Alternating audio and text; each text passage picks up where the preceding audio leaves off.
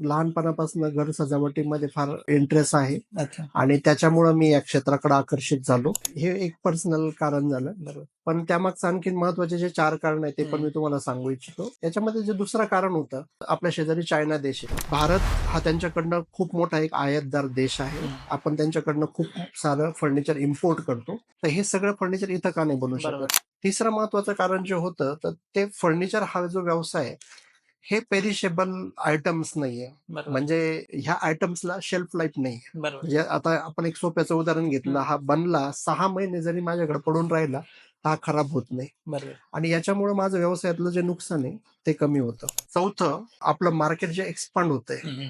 आपल्या छोट्या छोट्या गावांमध्ये हजारो घरं दरवर्षी बनतात. एक घर आलं तर घराबरोबर सगळं फर्निचर आलं. करेक्ट. प्रत्येक घराची ही नीड आहे. आणि 5वा महत्वाचा विचार होता यामध्ये, तो म्हणजे मार्जिन. तर आम्ही या सगळ्या 5 बाबींचा विचार करून या व्यवसायामध्ये आलो.